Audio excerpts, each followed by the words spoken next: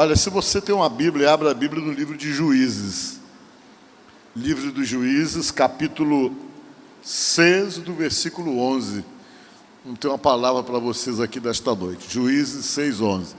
Diz assim: Então veio o anjo do Senhor e assentou-se debaixo do carvalho que está em Ofrã, que pertencia a Joás, o Abizerita.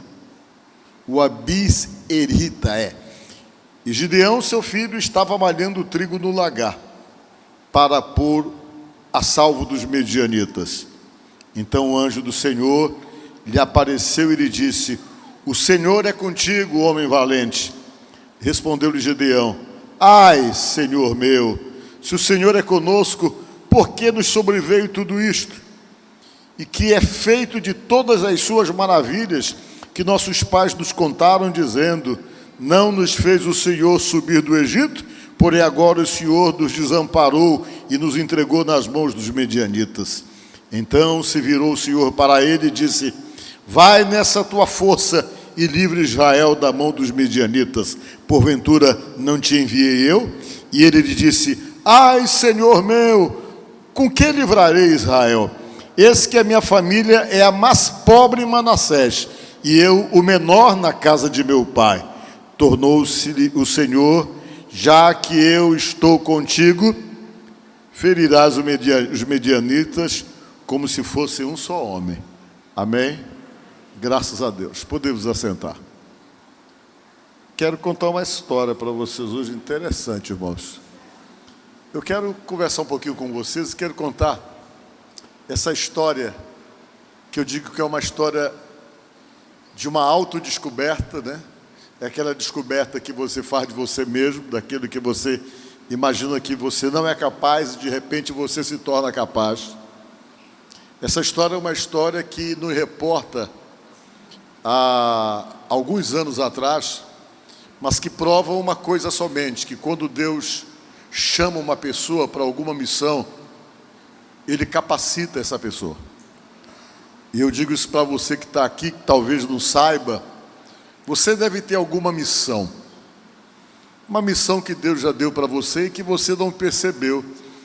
E a primeira missão que nós temos na nossa vida, quando nós conhecemos a Deus, é alcançar a nossa família. Essa sempre é a primeira missão. É você chegar e se colocar nas mãos de Deus e se sentir um instrumento de Deus para fazer aquilo que Deus quer que você faça, que é exatamente alcançar a sua família. E eu quero falar um pouquinho dessa história aqui. Vejam bem, a Bíblia diz que o povo de Deus estava vivendo um momento muito delicado. Esse momento em que os medianitas, eles estavam dominando tudo. Era um povo nômade. E eles tinham um grupo, uma facção, eu digo assim, de 135 mil homens. E eles eram violentos, eles eram perigosíssimos. E como eles perceberam a força que tinham, eles invadiam as terras de Israel e levavam tudo o que eles encontravam lá. Eles não plantavam, mas eles iam lá e sabiam que estava na hora de colheita. Eles chegavam nessas terras na hora da colheita, pegavam, colhiam todos os frutos, tudo aquilo que o povo de Deus produzia, eles levavam e o povo ficava com fome, porque eles levavam tudo, ninguém tinha como peitá-los, porque eles eram mais fortes. E o povo de Deus estava vivendo esse momento difícil. Sempre que eles viviam, estava sempre diretamente ligado a escolhas erradas. Eles deixavam de andar com Deus, e quando eles deixavam de andar com Deus, eles viravam refém dos inimigos, dos adversários. O que fazia deles um povo forte era exatamente Deus com as suas promessas de livramento, de proteção. E quando eles rompiam, que eles se agradavam de qualquer outros deuses e ficavam longe de Deus, eles eram presa fácil. O inimigo vinha e brincava com eles do jeito que queria brincar, exatamente porque eles perdiam a proteção que eles tinham do Deus verdadeiro. E Deus estava rompido com eles.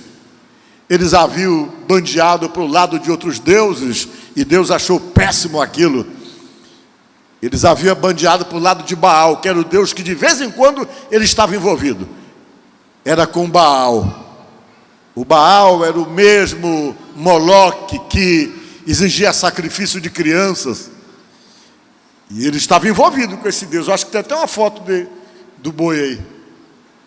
Essa foto aí, olha só. Esse que era o Deus que eles adoravam. Eles largaram o Deus para se envolver com esse cidadão aí. O boi de Axixá, né? Eu acho que é. Mas não é, não. Aí eles se envolveram com esse boi aí. Era interessante. Só que a prática de adoração a esse boi aí, meu irmão, era uma coisa séria. Eles pegavam as crianças vivas e jogavam naquele forno ali. Ali eles queimavam e faziam oferendas para pedir benefícios para esse Deus aí, que era o Baal. E quando eles não estavam envolvidos com o Baal, eles ficavam junto com a companheira do Baal, que era a Sera, era o nome dela. Eles faziam poste ídolos. Eu acho que tem até a foto da Sera aí também. Eles faziam poste ídolos, eles formatavam o rosto dela em pedaços de madeira e faziam aqueles totes, sabe? E eles colocavam no meio da floresta, das montanhas, e ficavam adorando aquilo ali. Aí Deus disse, não está dando mais para a gente andar junto. O altar que estava no coração deles era outro. E sabe o que eu digo para vocês? Quando existe outro altares no nosso coração, Deus pula fora. Porque às vezes nós construímos altares em nosso coração. E quais são os altares dos deuses que nós colocamos? São deuses que, de alguma forma, têm prioridades para nós, porque eles se tornam mais importantes do que Deus. Tem coisas que na nossa vida é tão importante que a gente não consegue romper, não consegue largar, não consegue desapegar, e aquilo fica presente na nossa vida como um verdadeiro altar, aquilo que é prioridade para nós em tudo. O altar da gente, ou do coração da gente, pode ser até um vício. Pode ser o altar que está ali. Vocês já viram pessoas que são viciadas em cocaína, em crack? Eles perdem a família, perdem o emprego, perdem tudo, mas não perdem o crack. Porque o crack é mais importante do que a família, é mais importante do que Deus, é mais importante tudo que realmente possa ter importância para ele. Isso são os altares que são alimentados por Satanás. E quando você tem um altar dentro de você, para você quebrar com aquilo, você tem que querer. Senão você não quebra, porque o próprio inimigo estabelece força e alimenta esses altares dentro da gente, esses altares que nos impedem de servirmos a Deus direito. Esses altares que nos atrapalham na nossa relação com Deus, porque nós não queremos abrir mão deles, nós não queremos quebrar esses altares, que muitas vezes estão na vida da gente, e Deus fica simplesmente no segundo plano. Foi essas coisas que aconteceram. Aí Deus disse, não está dando. Então eu estou rompendo com vocês, e eles caíram na mão dos medianitas. Os medianitas eram um povo nômade, perverso. Eles não eram fáceis.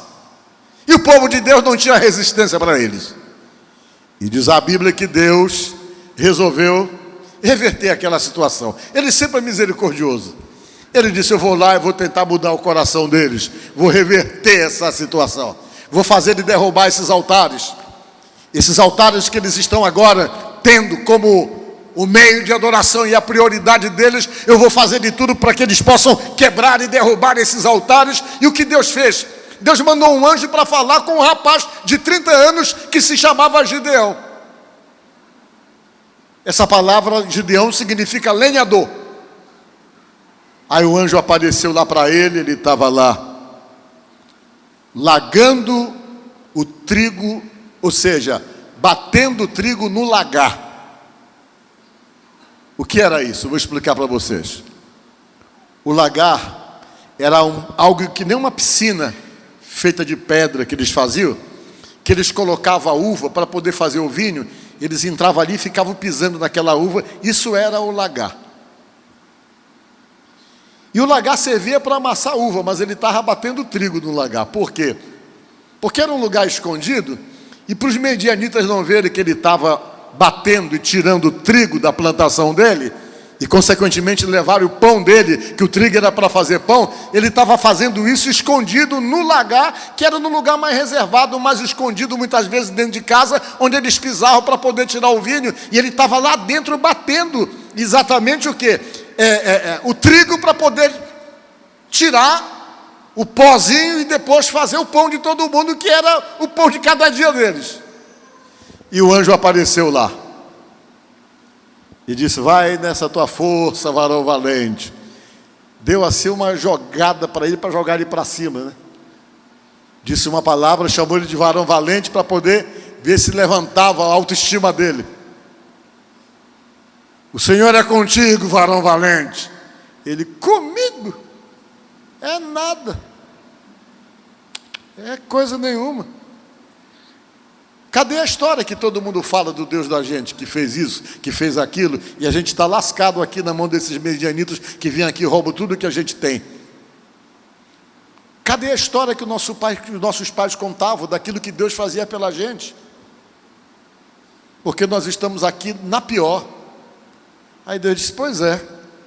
O anjo falou: eu quero dizer para você que é você que Deus quer usar para poder libertar o teu povo. Ele disse: eu mesmo não, mas espera aí, dá um tempinho aí. Eu vou lá dentro pegar uns negócios, já que você é um anjo, eu vou trazer uma oferta para você aqui. Ele pegou, foi buscar as coisas que eram comum as pessoas irem buscar para poder fazer uma oferta para Deus. Aí quando ele trouxe, o anjo na maior moral, pegou um pau que tinha na mão, um cajado, pá, tocou no negócio, deu um fogaréu doido, pegou fogo tudo. Aí disse: eita, o camarada é poderoso meu. Ele queimou na hora toda a oferta assim. E ele ficou lá e disse: olha, Deus quer você. É você que Deus quer usar. Mas, irmãos, ele estava dominado por aquilo que nós chamamos de insegurança. Quando você está inseguro, é a pior coisa que tem. Porque você se enxerga o cabra pior do mundo. Quando você é inseguro, você nunca acredita em você mesmo. Você tem um pensamento sobre você que é o pior pensamento que uma pessoa pode ter de você, e as pessoas nem acham isso, mas é como você se vê. Se vê como alguma coisa qualquer, se vê como uma pessoa sem importância. E geralmente as pessoas que são inseguras, elas precisam muito e dependem muito da opinião dos outros para poder validar alguma coisa para eles, ou para poder lhes dar coragem, porque ele mesmo já se sente o pior dos piores. Vocês já viram, gente, que quando ouve alguma coisa sobre ele negativo, ele não dorme à noite, ele se acaba, ele fica triste. Fulano pensa isso de mim. Ah, mas meu Deus, olha só, falou isso de mim. Qualquer coisa negativa que ele saiba, quando ele tem qualquer tipo de segurança, ele não consegue lidar com nenhuma crítica, porque ele precisa ser validado por aquilo que as outras pessoas pensam sobre ele. E isso é péssimo para a gente. Toda pessoa que vive esse processo de insegurança, ele atrasa toda a sua vida, porque ele nunca tem coragem. A insegurança faz ele se ver da pior maneira possível. Ele encontra dificuldade para poder lidar com ele mesmo. Ele nunca acredita que ele é capaz de nada. Ele nunca imagina que ele tem condições de poder se superar diante de uma situação complexa da própria vida ou difícil. Tudo para ele acha que é mais difícil, e tudo de bom pode acontecer na vida dos outros e nunca na vida dele, porque tudo que ele olha ou que ele consegue enxergar referente a ele é negativo. Ele não gosta do nariz, e não gosta do cabelo, e não gosta do pé, de nada ele gosta dele. Tudo ele vê defeito. Até para tirar uma foto, ele tem o melhor lado dele, porque o outro lado ele acha que é o pior. É tudo igual. Não, tem que ser desse lado. É tudo a mesma coisa. Mas ele acha isso por quê? Porque tem insegurança, e a forma como ele se vê é a pior coisa que existe. Tem alguém assim aqui? Eu tenho o meu melhor lado. Isso é insegurança. E quando você se torna inseguro, você se torna frágil, refém de você mesmo, dos seus complexos, dos seus medos, e acima de tudo, se torna refém das impossibilidades que você criou na sua cabeça. Deus, quando foi lá com Gideão e disse: vai nessa força, rapaz, é tu que Deus quer usar. Disse: não. Quando? Olha, seu anjo, a minha família é a mais pobre de Manassés. A mais pobre é a minha. E para completar a pobreza da minha família, que é a mais pobre de Manassés, eu sou o menor da casa do meu pai. Eu sou o camarada de menos importância no meio da minha família. Eu sou aquele que ninguém liga para mim. O senhor está achando que sou eu que vou resolver o problema de um povo. Vocês entenderam? Isso é insegurança. Você não vê nada, e geralmente nós somos muito marcados por esse tipo de sentimento negativo de insegurança, às vezes por coisas que nós vivemos. Às vezes isso começa a ser construído de criança, quando o pai chega e diz: você é um atraso, você não deveria ter nascido. A mãe chega e diz: olha, eu lutei para abortar você, mas você foi teimoso e nasceu. E vai falando as coisas assim para a criança, às vezes, e as pessoas vão descobrindo isso e vão começando a se sentir não tão importantes e vão se depreciando na sua maneira de ver as coisas. Aí vai criando essa insegurança. Às vezes você cresce, o pai diz: opa, mas tu é burro, o teu irmão é mais inteligente. E ele vai absolvendo isso, vai absolvendo. Quando não, você está vivendo em casa, mas você percebe nitidamente que a tua mãe e o teu pai têm preferência pelo teu irmão, mas não tem preferência por você. Aí você vai se diminuindo. Você já começa a se enxergar por aquilo que você imagina que é o olhar e a perspectiva do outro com respeito a você, e você vai criando os seus bloqueios, criando as suas dificuldades. Essa era a insegurança do Gideão. Estava bloqueado. Qual era o bloqueio dele? Sou pobre demais. Sou pobre. Minha família é a mais lascada que tem de todas as famílias das tribos que nós temos aqui. E para completar, lá em casa eu sou o mais lascado também de todos os meus irmãos. É impossível alguma coisa boa ser construída através de mim. É impossível alguma coisa ser feita através de mim, porque eu não tenho condições. A maneira como eu me vejo é a maneira mais negativa que uma pessoa possa realmente perceber com respeito ao outro. Deus disse: mas é você, culpado. Deus falou que vai usar você. Ele parou. Primeira coisa que você tem que fazer, disse o anjo: vai lá e derruba esses postes ídolos tudinho. Acaba com esses ídolos que teu pai tem e colocou lá na montanha, lá no meio da floresta. Destrói tudo. Para a gente começar a trabalhar essa libertação do teu povo, a primeira coisa que precisamos fazer é derrubar os altares estranhos que estão realmente fazendo parte da vida desse povo. Vocês entenderam? Primeira coisa sempre é isso: derrubar os altares. Os altares que estão no coração da gente. Para Deus concluir uma grande obra, concluir um grande projeto na vida da gente, Ele precisa primeiro derrubar os altares que nos atrapalham. Aqueles altares que estão ali, presentes na vida, que a gente dá a vida por eles, eles são mais importantes do que tudo. Eles precisam então serem derrubados para que no lugar deles venhamos erguer dentro de nós altares para Deus, para o Deus Todo-Poderoso, para Ele poder fazer parte da nossa vida. E essa foi a primeira coisa que o anjo disse: derruba os altares todos, acaba com os postes ídolos, vai quebrando tudo, que a gente vai começar a ver como é que a gente vai fazer as coisas. Ele disse: está fechado, eu vou tentar. Ele esperou todo mundo dormir. Quando foi de madrugada, ele foi lá e derrubou tudo, quebrou o altar, deu uma quebrada violenta no boi de Axixá, aquele lá, ele deu a derrubada, ele quebrou tudo, quebrou o boi, quebrou as coisas que estavam lá, foi quebrando tudo. Os postes ídolos ele fez de lenha tudo e quebrou tudo. Quando amanheceu o dia, o povo da cidade, da aldeia: eita, alguém quebrou tudo aqui. Quem foi que quebrou, pessoal? Foi o Gideão. Vão falar com o pai dele, que ele ficou maluco, ele quebrou os deuses da gente tudinho, destruiu tudo, quebrou tudo. vão matar ele, vão matar ele. Foram atrás do pai dele, pressionou o pai dele: olha, o teu filho quebrou tudo, destruiu tudo, acabou com o Baal, com a imagem do Baal, com o poste ídolo de Acera, tudo ele destruiu. Ele vai ter que morrer. O pai dele disse: não vai ter que morrer coisa nenhuma não. Se Baal é Deus, que Baal mate ele então. Por que a gente vai ter que matar? Que o Baal mate ele. Baal não é Deus? Então que ele fique indignado e que mate meu filho, mas eu não vou matá-lo. Só que o Baal não tinha mais como matar Gideão. Sabe por quê?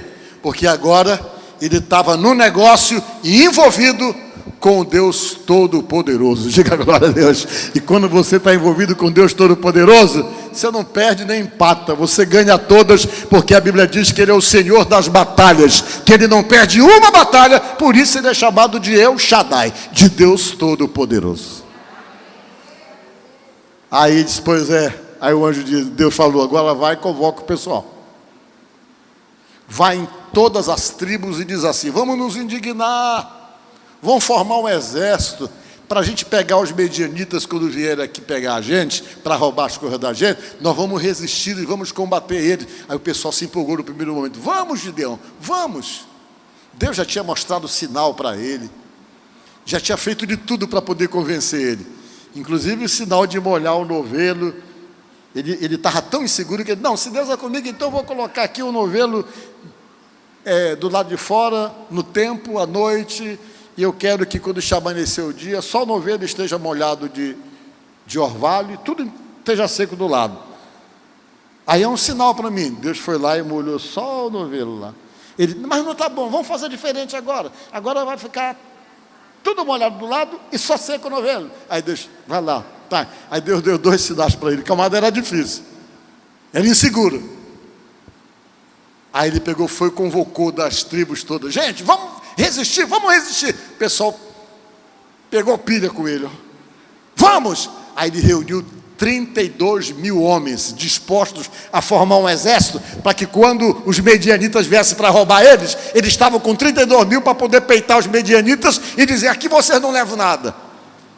Aí quando ele reuniu 32 mil homens, Deus disse assim: olha, eu estou vendo que tem homem demais aí, hein? Depois vocês ganham a batalha, vão dizer que ganharam pelo mérito de vocês. Pega esses 32 mil homens e diz para eles assim: os covardes e os medrosos que voltem. Ele pegou, chegou, reuniu os 32 mil e gritou: os covardes e os medrosos que voltem. Voltaram 22 mil. 22 mil disseram: a gente é medroso mesmo, a gente é covarde mesmo, a gente vai embora, a gente não vai enfrentar os medianitas não. E 22 mil foram embora, ele ficou só com 10 mil. Na cabeça dele já estava difícil vencer com 32 mil, porque os medianitas eram 132 mil homens, ele com 32 mil já estava difícil, e agora ele falou: Senhor, mas está complicado, agora são 10 mil, 32 mil já estava difícil, com 10 mil está pior ainda. Disse: pois é, mas vamos fazer mais um negócio ainda. Você vai reunir esses 10 mil, vai dar uma ordem unida para eles aí depois você vai dizer para eles o seguinte: olha, está na hora de beber água. Aí todo mundo vai beber água. Aí você vai ficar olhando. O cabra que chegar lá, em vez de beber água com decência, mas lamber água que nem cachorro, ou se pular dentro d'água e ficar maluco quando vê água, esse não serve para mim não. Só vai servir para mim aqueles que pegarem a água com a mão e trazerem até a boca. Ele fechado. Ele deu lá, estava todo mundo cansado, querendo água, ele liberou: vamos lá para o lago. Aí o pessoal foi para o lago, era neguinho pulando de cabeça, outro dando escarpado, era uma cor maluca quando chegou lá. Quando viram água, depois de uma hora do sol, se preparando para aquilo, e somente 300 levaram a água até a boca. Aí Deus disse: pois é, eu só quero esses 300, é esse que me serve, o restante não serve não. E de 10 mil, 9 mil, deixa eu ver aqui, e 700 não serviu. Só serviu 300. Ele disse: meu Deus, como é que a gente vai vencer essa batalha agora? Com 32 mil estava difícil, com 10 mil estava complicado, agora com 300. Ele disse: pois é, com 300. Vamos para a luta. Mas quais são as armas, Senhor? uma corneta, um pote e uma tocha. O quê? A gente vai para a batalha com uma corneta, um pote e uma tocha? Eu disse, uma corneta, um pote e uma tocha. Quando Deus se predispôs a fazer, nem te preocupa, porque qualquer coisa, Ele cria uma possibilidade de vitória para você. Aí, Deus disse, vocês vão atacar eles de madrugada, vocês vão sair, quando eles estiverem lá no arraial, todos eles, vocês pegam um pote, pegam uma tocha, coloca a tocha debaixo do pote e dão um jeito, e na outra mão vocês dão um jeito de levar uma corneta. Quando chegar lá, vocês vão tocar a corneta, vão quebrar o pote, vai aparecer aquele monte de tocha, e pode deixar o resto comigo. E eles foram, gente, nós vamos agora enfrentar os medianitas. Falou para o povo da cidade, acho que o pessoal dizia, esse pessoal está doido, vai enfrentar os medianitas, eles tudo armados de espada lá, eles vão para uma guerra com pote, para colocar em cima de uma tocha e usando uma corneta. Como é que se guerreia com isso, sem nenhuma arma? E o pessoal saiu, os 300, vai enfrentar ele lá, eu acho que deve servido de chacota, de risada. E eles foram. Eles apararam, quando chegaram lá, Deus preparou tudo. Eles se armaram, se perfilaram, gritaram pelo Senhor e por Gideão. Depois que eles gritaram, os 300, eles quebraram a vasilha que cobria a tocha. Aí apareceu aquele monte de tocha, eles tocaram a corneta, o pessoal se matou sozinho lá. Os que sobrou, eles correram atrás e acabaram com os caras, e naquele dia acabou todo o problema, porque Deus criou um meio de poder realmente destruir e desfazer aquela situação complicada que eles estavam vivendo. O que é que a gente aprende com essas coisas, gente? Deus tem um meio para poder desfazer as situações complicadas que você está vivendo. Às vezes você acha, bem, tem que fazer isso, tem que fazer aquilo. Deus sabe como é que Ele vai fazer. Ele tem as formas de fazer. Não é nada sofisticado, ou mirabolante, ou alguma coisa de um alto poder tecnológico, para Ele poder mudar a tua situação, a tua vida. Nada, é pelo poder dEle. E às vezes Ele cria coisas simples para poder mudar uma situação, para poder mudar uma realidade. Ele só precisa que você venha se despir das suas inseguranças, venha se despir desse medo que você possa ter e dessa falta de fé. Ele precisa que você venha quebrar os altares que estão dentro de você, no seu coração, e dar espaço para colocar os altares dele na tua vida, para que ele comece então a usar o expediente da qual ele é especialista, que é exatamente o expediente do milagre. Deus age exatamente desta forma, meus irmãos. Ele sempre agiu assim. Ele não precisa de muita coisa para poder te dar vitória sobre as situações complicadas, complexas e difíceis. Usando Davi, ele só usou 5 pedrinhas e nem usou as 5 pedras todas. Com 5 pedras ele acabou com o problema de quem? Acabou com o problema do Golias, que ele causava para o povo de Deus. E é assim que Deus age na nossa vida, sempre através de um meio poderoso, de um meio sobrenatural, em que se revela o seu poder, que você não tem nem dúvida, nenhuma dúvida, quando acontece, que foi Ele que fez. Diga glória a Deus. Por isso que Ele criou uma situação, tem que ser 300, e vocês vão com pote, vão com isso, porque isso aí ia ficar claro que a vitória que eles conseguiram não foi por mérito pessoal, mas porque um Deus resolveu agir do lado deles. É da mesma forma com você, quando Deus resolve agir do seu lado, não tem derrota, diga glória a Deus, não tem resistência, não tem força que possa resistir o poder desse Deus. Então nesta noite nós estamos aqui. Não sei quais são os medianitas da tua vida. Esses medianitas, eles podem estar simbolizados numa série de coisas que perturbam você, que atrapalham você, que dificultam você, que limitam você, que roubam a tua prosperidade, o teu bem-estar. Talvez muitas coisas possam ter esse simbolismo de medianitas na tua vida.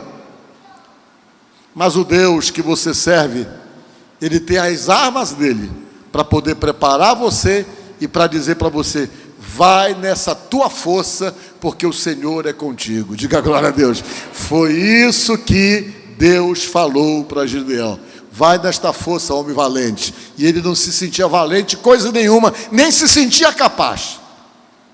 Mas Deus provou para ele que ele é Deus em qualquer circunstância. E eu posso dizer a você que ele é Deus para você em qualquer circunstância da sua vida. Portanto, pense nisso, absolva isso. Não se sinta o pior. Porque você não é o pior. Você não é qualquer um. Não é qualquer um. Você simplesmente é muito especial. Você é lavado no sangue do Cordeiro. E além de ser lavado no sangue do Cordeiro, o Cordeiro coloca em você o Espírito dele. E sabe o que foi que Paulo falou? Que o Espírito que ele coloca na gente, não é de medo nem de covardia, mas é de poder, diz a palavra de Deus. Foi o que Paulo falou para Timóteo: olha, que o Espírito que estava agindo nele era de poder, de coragem e de um monte de coisa que você precisa para poder ser forte. Amém? Eu me lembrei de uma piada de um camarada que contou nele. Ele chegou e disse: rapaz, o sujeito chegou e disse: vem cá, como é que está a tua irmã? Ele disse: rapaz, ela casou, foi com um juiz federal. Ele disse: foi mesmo? Foi, rapaz. Ele disse: tô mal, hein? De cunhado, né? Ele disse: tá mal, né? E a tua irmã? Ele disse: a minha irmã agora, ela é freira. Ele disse: é mesmo? Está casada com quem? Está casada com Cristo. E aí? Ele disse: rapaz, tô mal de cunhado, hein? Ele falou assim. Porque você imagine só, se a irmã dele estava casada com Cristo, o cunhado é poderoso demais. Amém? E quero dizer para você uma coisa muito interessante. É nesses que a gente busca força e busca proteção, naquele que pode todas as coisas, Jesus Cristo. A Bíblia diz que ele é o nosso irmão mais velho, né? Olha, Timóteo, porque Deus não nos tem dado espírito de covardia, mas de poder, de amor e de moderação. Diga glória a Deus. Todo o poder que Deus dá para você, ainda faz você ser um camarada moderado, equilibrado, com todo esse poderzão que Ele dá para você. É isso que age dentro da gente. Portanto, você não é qualquer um. E nós temos um irmão muito forte. Esse irmão poderoso se chama Jesus Cristo, o Filho de Deus, o Deus a quem nós servimos. Eu me lembro que quando eu era menino, eu ia jogar futebol, e tinha um menino na nossa rua. A gente era tudo pobrezinho, mas ele tinha uma condição menor e ele comprava as melhores bolas. As bolas deles eram legais. Aí ele chegava: vamos jogar bola. Quando ele vinha com a bola dele, ele disse: vamos jogar. Aí ele: mas eu quero jogar também. A gente pegava, botava ele no time, mas ele era meio ruinzinho de bola. Aí ele botava para brincar com a gente. Lá no meio do caminho, a gente tirava: não, agora tu encosta aí. Encostava ele e ficava brincando com a bola dele. Ele ficava chateado, porque ele dava a bola, a gente brincava com a bola dele e não colocava ele para brincar com a gente. E quando isso acontecia, ele ficava dizendo assim mesmo: olha, eu vou chamar meu irmão, hein? Eu vou chamar meu irmão. Ele falava para a gente: eu vou chamar meu irmão, ele falava. E ficava reclamando: vocês não vão me colocar? Não, eu vou chamar meu irmão. Aí de repente ele sumia. Aí o irmão dele vinha desse tamanho que nem um armário. E aí, meu irmão vai brincar, eu não vou? Digo: agora, todo mundo puxar a bola, está aqui. Não era medo dele, era medo do irmão dele. Entendeu? Ele. Jesus Cristo. Aquele que é a força da gente. Quando o capeta vem com todos os ardis dele, a gente: Jesus! E Jesus chega, já chega dando bisca. Sai fora, meu irmão. Isso aqui é meu, não encosta. Jesus, é isso que tem que ficar na cabeça da gente. Nós não somos qualquer um. Somos especiais. Muito especiais. Por isso, nunca, em nenhuma condição, se sinta inseguro. Por quê? Porque o Cristo que você... Vamos orar? Ai, ai. Quero orar por vocês.